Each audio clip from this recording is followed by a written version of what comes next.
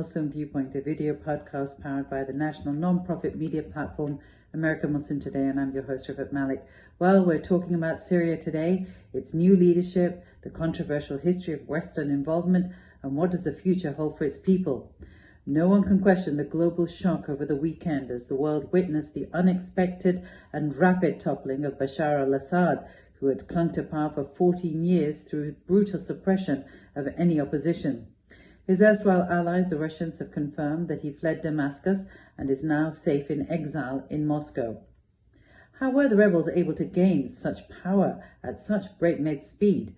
It seems the distraction of countries backing Assad, such as Russia with Ukraine, Iran and Hezbollah in turmoil after Israeli attacks, had created a perfect storm that left the dictator vulnerable. A coalition of rebels now stands in his place, promising change and hope for a country that has seen years of civil war and suffering.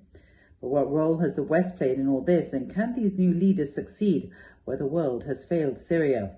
Leading the charge is Abu Mohammed al-Golani, the head of Hayat Tahrir al-Sham, who has undergone a remarkable transformation himself. Once tied to al-Qaeda, al-Golani has distanced himself from his extremist roots, rebranding himself as a proponent of pluralism and tolerance.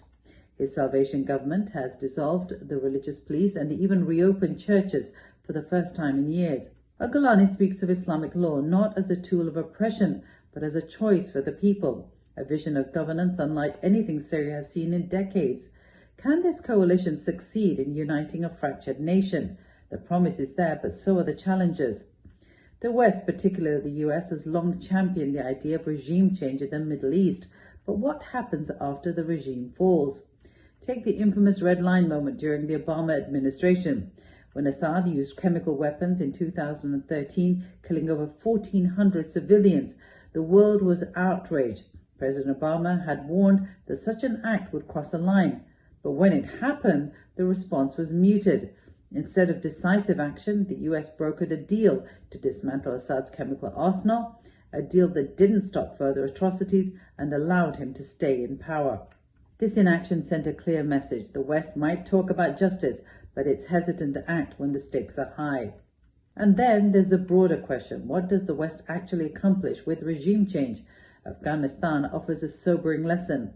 After toppling the Taliban in 2001, the US embarked on a nation-building mission, hoping to create a stable government. But what followed was years of chaos. The US underestimated the complexities of Afghan politics, over-relied on military solutions, and ultimately left behind a fragile state, which allowed the Taliban back into power.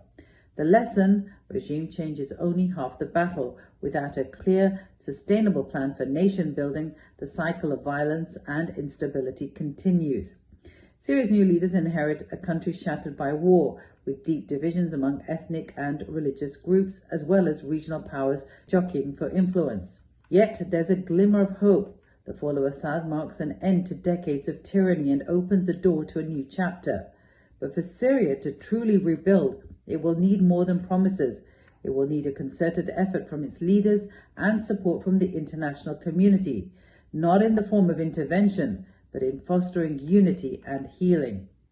Thank you so much for tuning into the Muslim Viewpoint. If you appreciate our public service journalism, please consider supporting our non-profit registered 501c3 by following us on social media at American Muslim Today, or donating by visiting our website at americanmuslimtoday.com. And before you go, please be sure to hit the subscribe button. Thanks.